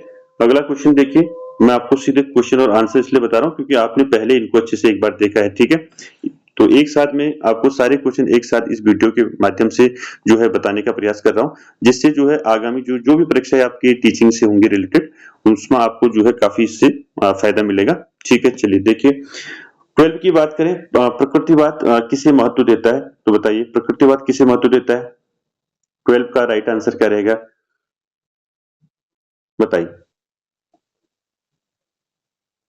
तो प्रकृतिवाद किसे महत्व देता है? 12 का राइट आंसर रहेगा आपका भौतिक जगत को। ठीक है, इंपॉर्टेंट है, बी आपका राइट रहेगा। आगे चलते हैं क्वेश्चन नंबर 13 की बात करें। क्वेश्चन नंबर 13 देखिए, प्रकृतिवाद किस वातावरण पर बल देता है? तो प्रकृतिवाद जो है किस पर बल देता है, किस प्रकार के वातावरण पर बल देता है? तो 13 का राइट आंसर क्या रहेगा? राइट आंसर रहेगा आपका सांस्कृतिक। ठीक है, किस वातावरण पर बल देता है? सांस्कृतिक वातावरण पर। ठीक है, आगे चलते हैं क्वेश्चन नंबर 14 की बात करें। 14 है, प्रकृतिवाद शिक्षण विधि में किस विधि पर अधिक बल दिया गया है? तो किस विधि पर अधिक बल दिया है? 14 का राइट आंसर क्या रहेगा? क्रिया द्वारा सीखने पर अधिक बल दिया है। ठीक है, 14 का सी रहेगा। ठीक है, आगे चलते हैं क्वेश्चन नंबर 15 की बात करेंगे। अगला क्वेश्चन देखिए, आदर्शवाद किस पर अधिक बल देता है? तो 15 का राइट आंसर क्या रहेगा? राइट आंसर रहेगा आपका, आदर्शवाद किस पर अधिक बल देता है? आध्यात्मिक पक्ष पर। ठीक है, बी राइट रहेगा क्वेश्चन नंबर 15 का। क्लियर हो गया? आगे चलते हैं क्वेश्चन नंबर 16 पर। क्या है? देखिए आदर्शवादी शिक्षा के उद्देश्य कैसे हैं बताइए। आदर्शवादी शिक्षा के उद्देश्य कैसे हैं? सामाजिक हैं, व्यक्तिगत हैं या व्यक्तिगत और सामाजिक दोनों हैं या इनमें से कोई नहीं? तो राइट आंसर क्या रहेगा 16 का? तो राइट आंसर रहेगा, आदर्शवादी शिक्षा के उद्देश्य कैसे हैं? सामाजिक। ठीक है, ये आपका राइट रहेगा 16 का। आगे चलते हैं नेक्स्ट क्वेश्चन पर। 17 देखिए, आदर्शवाद के अनुसार पाठ्यक्रम कैसा है? तो आदर्शवाद के अनुसार पाठ्यक्रम कैसा है बताइए, क्या रहेगा राइट आंसर? आदर्शवाद के अनुसार पाठ्यक्रम कैसा है? 17 राइट आंसर रहेगा, अनुभव केंद्रित। ठीक है, सी आपका राइट रहेगा। आगे चलते हैं, अगला क्वेश्चन है, आदर्शवादी शिक्षा में शिक्षक का स्थान कैसा है? ठीक है, आदर्शवादी शिक्षा में शिक्षक का स्थान कैसा है वो बताना है। तो 18 का राइट आंसर क्या रहेगा? तो आदर्शवादी शिक्षा में शिक्षक का स्थान कैसा है? अत्यंत महत्वपूर्ण है। ठीक है, डी आपका राइट रहेगा क्वेश्चन नंबर 18 का। आगे चलते हैं क्वेश्चन नंबर 19 पर। 19 क्या है? देखिए, धार्मिक शिक्षा का समर्थन कौन करता है? यथार्थवाद करता है, प्रयोजनवाद करता है, प्रकृतिवाद करता है या आदर्शवाद करता है? तो क्या रहेगा 19 का राइट आंसर? तो देखिए, धार्मिक शिक्षा का समर्थन कौन करता है? तो धार्मिक शिक्षा का समर्थन करता है आपका आदर्शवाद। ठीक है, डी आपका राइट रहेगा क्वेश्चन नंबर आपका 19 का। उसके बाद देखिए 20 गांधी जी के जीवन दर्शन का सर्वश्रेष्ठ तत्व क्या है? तो गांधी जी के जीवन दर्शन का सर्वश्रेष्ठ तत्व क्या है? इनमें सत्य, अहिंसा, भौतिकता, राजनीति। तो राइट आंसर क्या रहेगा इसका 20 का? सत्य। ठीक है, गांधी जी के जीवन दर्शन का सर्वश्रेष्ठ तत्व क्या है? वो है सत्य।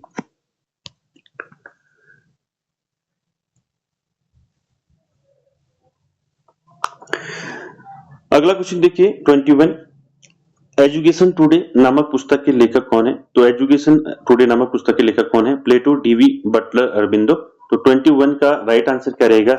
एजुकेशन टुडे नामक पुस्तक लिखी है जॉन डीवी के द्वारा। बी आपका राइट रहेगा 21 का। 22 देखिए 22 है टैगोर यानी कि रविंद्रनाथ टैगोर ने शिक्षा को जीवन का माना है। तो टैगोर ने शिक्षा को जीवन का क्या माना है? प्रकाश, शक्ति, स्वतंत्रता, उक्त सभी।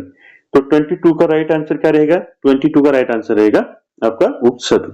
यानी कि रविन्द्रनाथ टैगोर ने शिक्षा को जीवन का प्रकाश, शक्ति और स्वतंत्रता माना है। ठीक है, आगे चलते हैं क्वेश्चन नंबर 23 की बात करें। 23 है शिक्षा में जो है खेल प्रणाली किसका आविष्कार है? तो शिक्षा में खेल प्रणाली जो है किसका आविष्कार है? 23 का राइट आंसर क्या रहेगा? तो शिक्षा में खेल प्रणाली जो है प्रकृतिवाद का जो है किसका आविष्कार है? प्रकृतिवाद का। ठीक है, आगे चलते हैं क्वेश्चन नंबर 24 की बात करें। 24 है स्वस्थ शरीर में स्वस्थ मन का निर्माण ही शिक्षा है, ये किसने कहा है? बताइए। 24 क्वेश्चन नंबर स्वस्थ शरीर में स्वस्थ मन का निर्माण ही शिक्षा है, तो किसके द्वारा कहा गया है? ये कहा है अरस्तु के द्वारा। ठीक है, बी आपका राइट रहेगा। उसके बाद देखिए अगला 25 देखिए विद्यालय जो है बचपन के घर है, ये किसका कथन है बताना है। तो 25 का राइट आंसर क्या रहेगा आपका? विद्यालय जो है बचपन के घर है, ये किसने कहा है? ये कहा है मांटेसर। ठीक है, डी आपका राइट रहेगा क्वेश्चन नंबर 25 का। आगे चलते हैं 26 पर। 26 है देखिए दर्शन शब्द का सर्वप्रथम प्रयोग किसने किया था? तो 26 का राइट आंसर क्या रहेगा बताइए। दर्शन शब्द का सर्वप्रथम प्रयोग किसके द्वारा किया गया था? तो दर्शन शब्द का सर्वप्रथम प्रयोग किया गया था पाइथागोरस के द्वारा। ठीक है, बी आपका राइट रहेगा 26 का। 27 देखिए परिवार शिक्षा का साधन है, कैसा साधन है? औपचारिक, अनौपचारिक, समूह साधन और सभी। तो राइट आंसर क्या रहेगा 27 का? तो परिवार जो है शिक्षा का कैसा साधन है? परिवार अनौपचारिक साधन है। ठीक है, और औपचारिक यानी कि बच्चा औपचारिक शिक्षा कहां से ग्रहण करता है? विद्यालय से, स्कूल, कॉलेज। ठीक है, अनौपचारिक शिक्षा परिवार से। ठीक है, आगे चलते हैं क्वेश्चन नंबर 28 की बात करें। देखिए क्वेश्चन नंबर 28 की बात करें, प्रयोजनवादी विद्यालय को मानते हैं। तो प्रयोजनवादी विद्यालय को मानते हैं संस्था, साधन, प्रयोगशाला या साध्य। तो 28 का राइट आंसर क्या रहेगा? तो जो प्रयोजनवादी हैं वो विद्यालय को क्या मानते हैं? प्रयोगशाला मानते हैं। ठीक है, सी आपका राइट रहेगा 28 का। आगे चलते हैं 29 पर। देखिए शिक्षा दर्शन जो है शिक्षा से संबंधित विचार करता है लेखों पर, दशाओं पर, भावनाओं पर या समस्याओं पर। तो 29 का राइट आंसर क्या रहेगा? शिक्षा दर्शन शिक्षा से संबंधित समस्याओं पर विचार करता है। तो आपका राइट आंसर रहेगा डी। ठीक है, क्वेश्चन नंबर 30 देखिए रिपब्लिक के लेखक कौन है? तो आप सभी जानते हैं रिपब्लिक के लेखक कौन है? तो रिपब्लिक के लेखक है प्लेटो। ठीक है, बी आपका राइट रहेगा 30 का। 31 देखते हैं। देखिए 31 क्या है? रूसो द्वारा प्रतिपादित शिक्षा पद्धति थी। तो रूसो द्वारा प्रतिपादित शिक्षा पद्धति कैसी थी? 31 का राइट आंसर क्या रहेगा? राइट आंसर रहेगा क्रिया द्वारा सीखना। ठीक है, बी आपका राइट रहेगा क्वेश्चन नंबर 31 का। आगे चलते हैं, एक मिनट।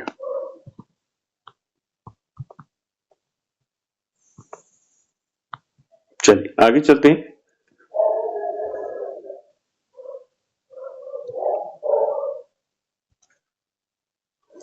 अगला क्वेश्चन है देखिए जिला स्तर पर प्राथमिक शिक्षा का प्रशासन एवं नियंत्रण किसके अधीन रहता है? तो फर्स्ट का राइट आंसर क्या रहेगा बताइए। जिला स्तर पर प्राथमिक शिक्षा का प्रशासन एवं नियंत्रण किसके अधीन रहता है? बताइए, इन चारों में किसके अंडर रहता है? फर्स्ट का रहेगा आपका बेसिक शिक्षा अधिकारी। डी आपका राइट रहेगा। आगे चलते हैं क्वेश्चन नंबर 2 पर। 2 है देखिए भारत में पूर्व प्राथमिक शिक्षा को प्रारंभ करने का श्रेय किसे जाता है? बताइए, क्वेश्चन नंबर 2 का राइट आंसर क्या रहेगा? भारत में पूर्व प्राथमिक शिक्षा को प्रारंभ करने का श्रेय किसे जाता है? बताइए, 2 का राइट आंसर क्या रहेगा? राइट आंसर रहेगा ईसाई मिशनरियों को। ठीक है, डी आपका राइट रहेगा क्वेश्चन नंबर 2 का। आगे चलते हैं क्वेश्चन नंबर 3 क्या है देखिए, फ्रोबेल ने किस विद्यालय की शुरुआत की थी? तो आप सभी जानते हैं फ्रोबेल ने किस विद्यालय की शुरुआत की थी? किंडरगार्टन। ठीक है, ये आपका राइट रहेगा। मारिया मोंटेसरी के द्वारा खोला गया था मोंटेसरी। और नर्सरी का मैंने बताया था आपको, नर्सरी स्कूल का कॉन्सेप्ट जो है किसने दिया था? मार्गरेट मैकमिलन व स्वेल मैकमिलन के दो बहनों ने इसको दिया था। ठीक है, चलिए आगे चलते हैं। राइट आंसर रहेगा इसका किंडरगार्टन। ठीक है,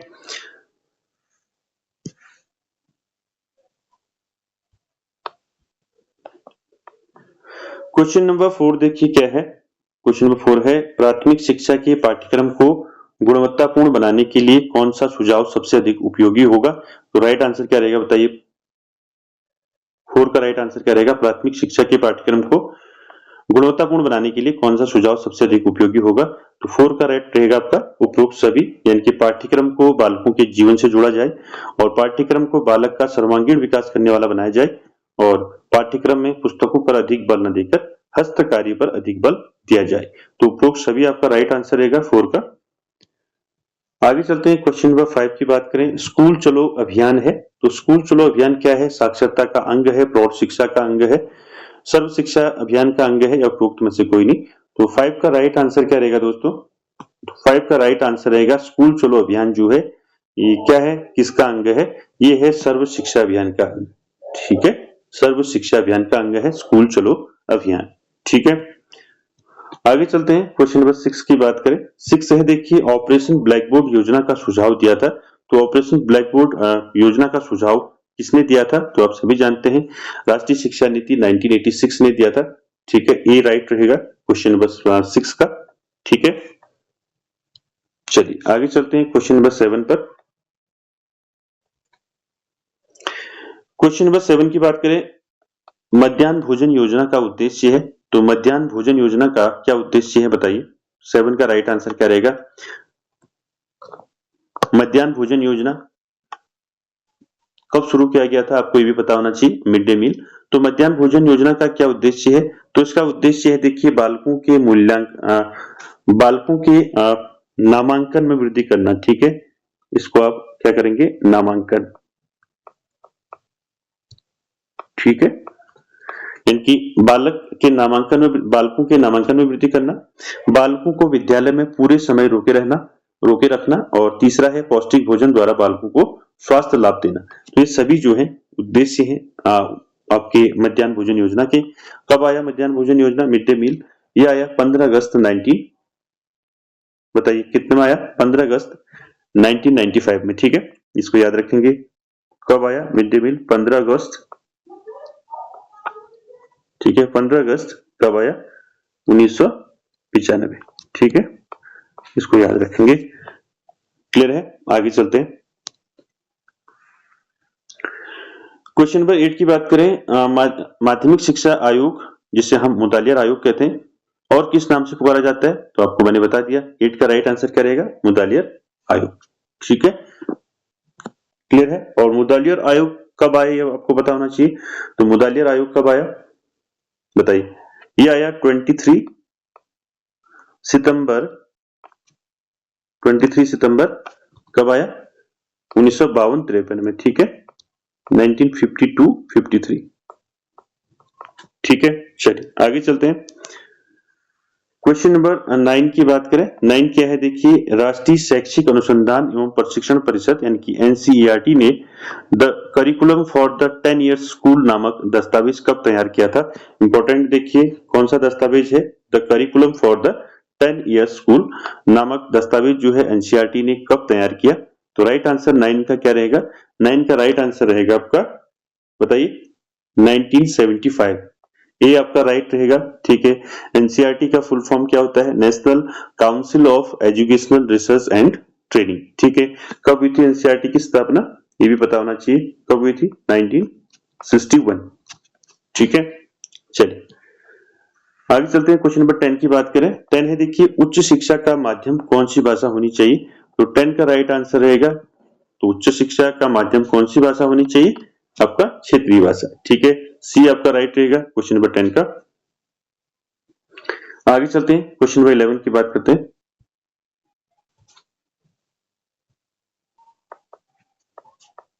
देखिए, क्वेश्चन नंबर 11 की बात करें, शिक्षा दर्शन शिक्षा की समस्याओं के अध्ययन में दर्शन का प्रयोग है। ये किसने कहा है? डीवी ने कहा है, हैंडरसन ने कहा है, बताइए किसने कहा?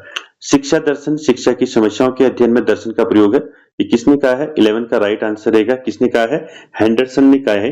ठीक है, सी आपका राइट रहेगा क्वेश्चन नंबर 11 का। आगे चलते हैं 12 पर सॉरी। देखिए, शिक्षा दर्शन में बाहर से सिद्धांत बनाकर लागू नहीं किए जा सकते, यह कथन किसका है? बताइए, शिक्षा दर्शन में बाहर से सिद्धांत बनाकर लागू नहीं किए जा सकते, यह जो कथन है किसका है? तो 12 का राइट आंसर रहेगा, यह कथन है, बताइए किसका है? जॉन डीवी का। ठीक है, बी आपका राइट रहेगा।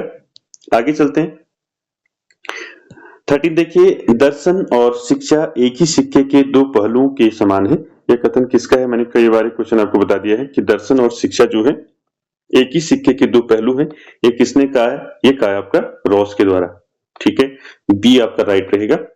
आगे चलते हैं नेक्स्ट क्वेश्चन पर। नेक्स्ट क्वेश्चन आपका क्वेश्चन नंबर 14। दर्शन जो है विज्ञानों का विज्ञान है, यह कथन है, तो किसने कहा है दर्शन विज्ञानों का विज्ञान है? तो 14 का राइट आंसर रहेगा, किसने कहा है दर्शन विज्ञानों का विज्ञान है? काम्टे ने कहा है। ठीक है, बी आपका राइट रहेगा 14 का।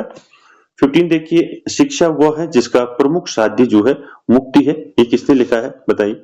तो 15 का राइट आंसर क्या रहेगा? बताइए। शिक्षा वह है जिसका प्रमुख साध्य मुक्ति है, ये किसमें लिखा है? बताइए। ये लिखा है आपका उपनिषद में। ठीक है, डी आपका राइट रहेगा। आगे चलते हैं, क्वेश्चन नंबर 16 की बात करें। क्वेश्चन नंबर 16 की बात करें, शिक्षा एक द्विमुखी प्रक्रिया है, यह किसने कहा है? ये बताओ। तो 16 का राइट आंसर क्या रहेगा आपका? शिक्षा एक द्विमुखी प्रक्रिया है, यह किसने कहा है? शिक्षा द्विमुखी प्रक्रिया है, ये कहा है आपका जॉन एडम्स के द्वारा। ठीक है, शिक्षा को त्रिमुखी प्रक्रिया किसने कहा है? वो जॉन डीवी ने कहा है। ठीक है, उसको भी याद रखेंगे।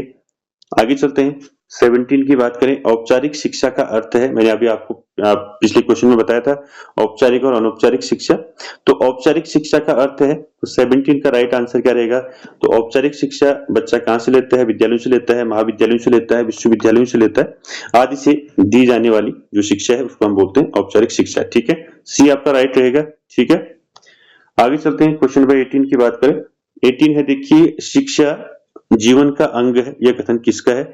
बताइए, शिक्षा जीवन का अंग है, कथन किसका है? तो 18 का राइट आंसर रहेगा, शिक्षा जीवन का अंग है, ये कहा है क्रो एंड क्रो ने। ठीक है, इंपॉर्टेंट परिभाषा है, इसको आप याद रखेंगे। शिक्षा जीवन का अंग है, यह कथन किसका है? क्रो एंड क्रो का। अगला क्वेश्चन देखते हैं, दर्शन जो है ज्ञान का विज्ञान है, ये किसने कहा है कि दर्शन ज्ञान का विज्ञान है? तो 19 का राइट आंसर क्या रहेगा? ये कहा है फिस्टे के द्वारा।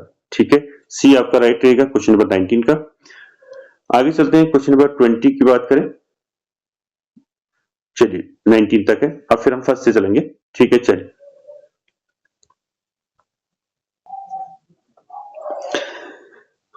अगला क्वेश्चन देखिए, बालक के मानसिक स्वास्थ्य में उन्नति करने वाला कारक है, तो बालक के मानसिक स्वास्थ्य में उन्नति करने वाला कारक कौन सा है? निर्धनता, अल्पग्रहकारी, अपूर्ण परिवार या समान पाठ्यक्रम? तो पहले का राइट आंसर क्या रहेगा? बालक के मानसिक स्वास्थ्य में उन्नति करने वाला कारक है, बताइए क्या रहेगा? फर्स्ट का राइट आंसर रहेगा अल्पग्रहकारी। ठीक है, बी आपका राइट रहेगा। दूसरा देखिए, संघर्ष का सामान्य अर्थ है, तो संघर्ष का सामान्य अर्थ क्या है? तो सामान्य अर्थ है विपरीत, क्या रहेगा बताइए? विपरीत उद्देश्य, विपरीत इच्छाएं, विपरीत विचार।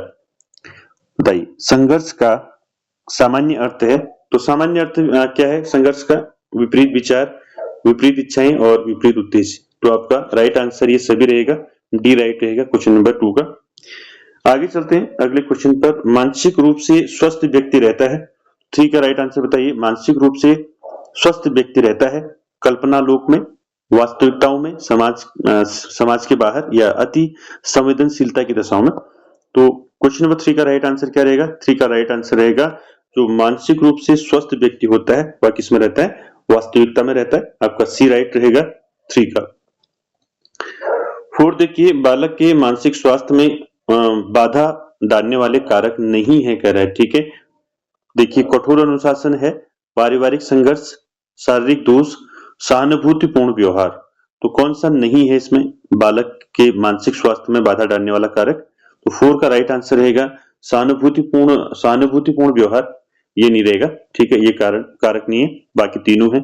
चलिए आगे चलते हैं नेक्स्ट क्वेश्चन पर। नेक्स्ट क्वेश्चन है, देखिए मानसिक स्वास्थ्य विज्ञान को आरंभ करने का श्रेय दिया जाता है। तो बताइए किसको दिया जाता है? मानसिक स्वास्थ्य विज्ञान को प्रारंभ करने का श्रेय किसे दिया जाता है?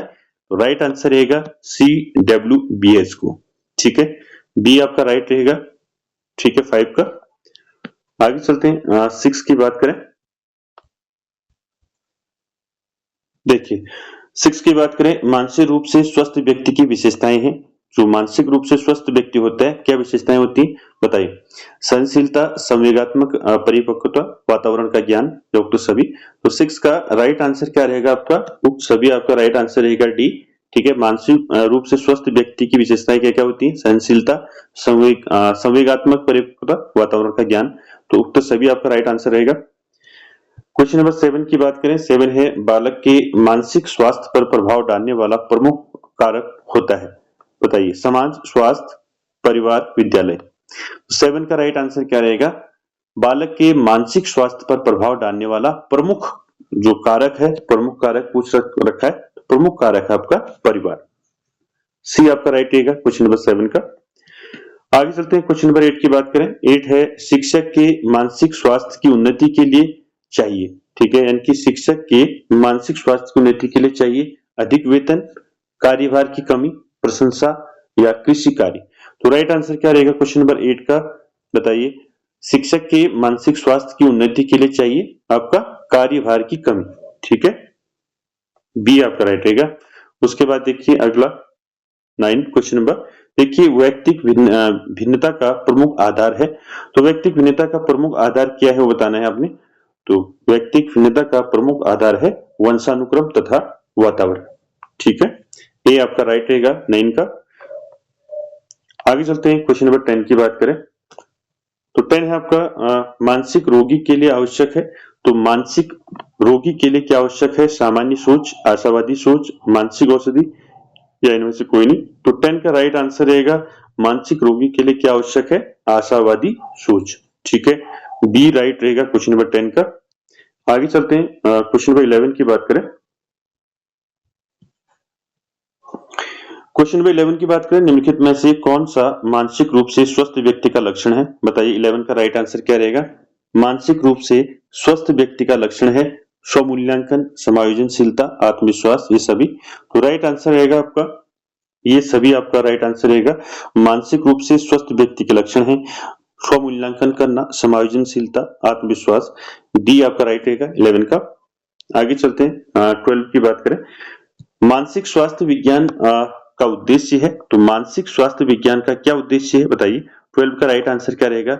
मानसिक स्वास्थ्य विज्ञान का उद्देश्य है मानसिक रोगों का उपचार करना, ठीक है, सी आपका राइट रहेगा क्वेश्चन नंबर 12 का। आगे चलते हैं, क्वेश्चन नंबर 13 की बात करें। 13 है, देखिए शारीरिक स्वास्थ्य एवं मानसिक स्वास्थ्य में कैसा सहसंबंध पाया जाता है? बताइए 13 का राइट आंसर क्या रहेगा? शारीरिक स्वास्थ्य और मानसिक स्वास्थ्य में कैसा सहसंबंध पाया जाता है? तो धनात्मक, याद रखें, धनात्मक सहसंबंध पाया जाता है इसमें, आपका ए राइट रहेगा 13 का। आगे चलते हैं 14 की बात करें। शिक्षक के मानसिक स्वास्थ्य में बाधा पहुंचाने वाले कारक हैं। तो शिक्षक के मानसिक स्वास्थ्य में बाधा पहुंचाने वाले कारक कौन से हैं? तो ये सभी जो है शिक्षक के मानसिक स्वास्थ्य में बाधा पहुंचाने वाले कारक हैं न्यूनतम वेतन, अत्यधिक कार्यभार, निरंकुश प्रशासक, और ये सभी आएगा आपका डी राइट रहेगा, ठीक है। आगे चलते हैं, क्वेश्चन नंबर 15 की बात करें। 15 है, ऐसी व्यवस्था जो व्यक्ति को प्रत्येक स्थिति में संतुलित कर दे उसे हम क्या बोलते हैं? तो 15 का राइट आंसर क्या रहेगा? ऐसी व्यवस्था जो व्यक्ति को प्रत्येक स्थिति में संतुलित कर दे उसे हम क्या बोलते हैं? एडजस्टमेंट बोलते हैं, जिसको हम हिंदी में क्या बोलते हैं? समायोजन, ठीक है, ये राइट रहेगा 15 का।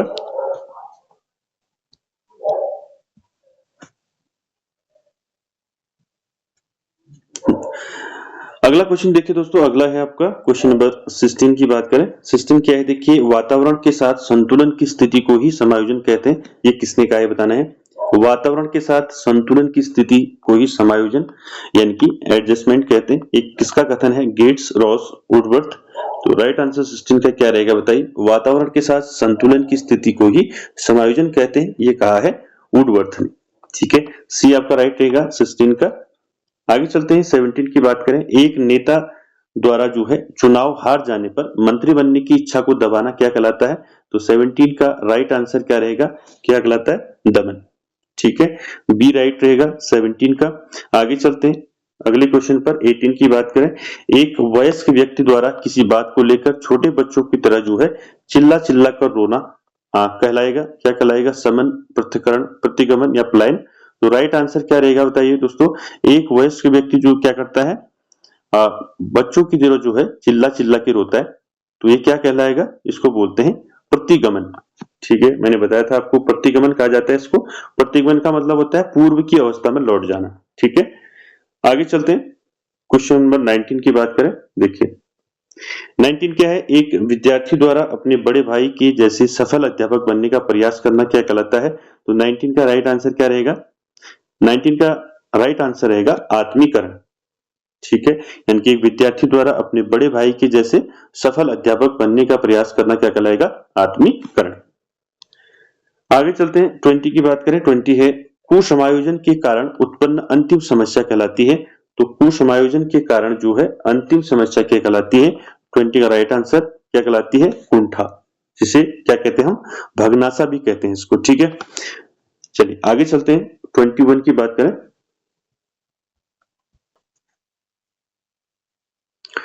अगला क्वेश्चन है 21। देखिए व्यक्ति का पत्नी से फटकार खाकर सन्यासी हो जाना किस रक्षा युक्ति का उदाहरण है? बताइए 21 का राइट आंसर क्या रहेगा? 21 का राइट आंसर रहेगा आपका उदात्तीकरण। ठीक है, व्यक्ति का पत्नी से फटकार खाकर सन्यासी हो जाना किस रक्षा युक्ति का उदाहरण है? तो ये है उदात्तीकरण का। बी आपका राइट रहेगा 21 का। मैंने आपको बताया था दमन किसको कहते हैं, यानी कि इच्छाओं को दबाना। ठीक है, मैंने आपको प्रतिगमन बताया था, यानी कि पूर्व की अवस्था में लौटना प्रतिगमन कहलाता है। और विस्थापन की बात करें, किसी और के ऊपर जो है आक्रामकता जो है इसमें बता दी जाती है विस्थापन में। तो आपका राइट आंसर रहेगा उदात्तीकरण। 22 देखिए 22 है बच्चों में संवेगात्मक समायोजन प्रभावी होता है। तो बच्चों में संवेगात्मक समायोजन कब प्रभावी होता है ये बताना है। 22 का राइट आंसर क्या रहेगा? तो बच्चों में संवेगात्मक समायोजन प्रभावी होता है व्यक्तित्व निर्माण में, कक्षा शिक्षण में, अनुशासन में। तो उपरोक्त आपका सही रहेगा, उपरोक्त सभी में डी राइट रहेगा। ठीक है, आगे चलते हैं। प्रेरक शब्द है, तो प्रेरक शब्द क्या है बताइए? 23 का राइट आंसर क्या रहेगा? प्रेरक शब्द बताइए 23 का राइट आंसर क्या रहेगा? प्रेरक शब्द है आपका अति व्यापक। ठीक है, बी राइट रहेगा। ठीक है, आगे चलते हैं। प्रेरक का मतलब आपका मोटिव। ठीक है, आगे चलते हैं 24। नकारात्मक प्रेरणा को क्या कहते हैं बताइए? नकारात्मक प्रेरणा को क्या कहते हैं? आंतरिक प्रभाव या बाह्य प्रेरणा या कोई नहीं इसमें? बताइए 24 का राइट आंसर क्या रहेगा? नकारात्मक प्रेरणा को क्या कहेंगे? नकारात्मक प्रेरणा को कहेंगे बाह्य प्रेरणा। ठीक है, सी आपका राइट रहेगा। आगे चलते हैं 25 देखते हैं। 25 आपका मूल प्रवृत्ति अभिप्रेरणा सिद्धांत के प्रवर्तक कौन कहलाते हैं? बताइए मूल प्रवृत्ति अभिप्रेरणा सिद्धांत के प्रवर्तक कौन है बताना है। 25 का राइट आंसर क्या रहेगा बताइए? 25 का राइट आंसर रहेगा आपका मूल प्रवृत्ति अभिप्रेरणा सिद्धांत के प्रवर्तक कौन है? तो ये है आपके मैकडूगल। ठीक है, सी आपका राइट रहेगा 25 का।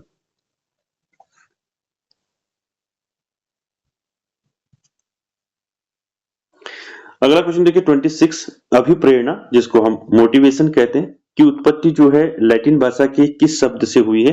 मैं आपको बता रखा है कई बार। 26 का राइट आंसर क्या रहेगा आपका? मोटिवेशन जो है इसकी उत्पत्ति लैटिन भाषा के किस शब्द से हुई है? तो मोटम से हुई है, MOTUM, इसको भी याद रखें। तो राइट आंसर 26 का सी रहेगा, MOTUM। ठीक है, मोटम। तो इसमें मूव, मोशन, ठीक है, गति करना, यानी कि गति करना या क्रियाशील हम कह सकते हैं। ठीक है, तो सी आपका राइट रहेगा। आगे चलते हैं 27 पर। 27 है देखिए अभिप्रेरणा के आनुवंशिकी पैटर्न सिद्धांत के प्रतिपादक कौन है? देखिए अभिप्रेरणा यानी कि मोटिवेशन के आनुवंशिकी पैटर्न सिद्धांत के प्रतिपादक कौन है? तो 27 का राइट आंसर रहेगा आपका कौन है? लॉरेंस। ठीक है, डी आपका राइट रहेगा 27 का। 28 देखिए विद्यालय में पुरस्कार के लाभ है, इनके विद्यालय में पुरस्कार के क्या लाभ है? आनंद प्राप्ति, मनोबल में वृद्धि, उत्साहवर्धक या सभी। तो 28 का राइट आंसर क्या रहेगा? उपरोक्त सभी। ठीक है, डी राइट है। आगे चलते हैं 29 की बात करें। 29 है अधिगम तक पहुंचाने के राजमार्ग को कहते हैं, बताइए 29 का क्या रहेगा? अधिगम तक पहुंचाने के राजमार्ग को क्या कहते हैं? उद्दीपन, प्रवाहिता, संवेदना या अभिप्रेरणा। तो 29 का राइट आंसर क्या रहेगा? अभिप्रेरणा। ठीक है, याद रखें, मैं आपको फिर बता देता हूं इससे इंपॉर्टेंट क्या बन सकता है। एक ये क्वेश्चन आपका बनता है अधिगम तक पहुंचाने के राजमार्ग को क्या कहते हैं? अभिप्रेरणा। तो याद रखें अभिप्रेरणा को राजमार्ग किसने कहा है? तो ये कहा है B.F. स्किनर ने कहा है। ठीक है, इसको भी याद रखेंगे आप। ठीक है, अगला देखिए क्वेश्चन नंबर 30। अब्राहम मैस्लो ने अभिप्रेरणा के कितने प्रकार बताए हैं? तो कितने बताए हैं बताइए? अब्राहम मैस्लो ने अभिप्रेरणा के कितने प्रकार बताए हैं? तो 30 का राइट आंसर रहेगा कितने बताए हैं? 2 बताए हैं। ठीक है, कौन कौन से बताए हैं? एक जन्मजात और एक अर्जित। ठीक है, तो दोस्तों ये थे आपके इंपॉर्टेंट क्वेश्चन। ये पहला पार्ट है और इसका जो सेकंड जो पार्ट आएगा वो 1-2 दिन में आपको देखने को मिलेगा। और वीडियो कैसी लगी आपको जरूर आप कमेंट बॉक्स में कमेंट करें और वीडियो को एंड तक देखने के लिए थैंक यू वेरी मच।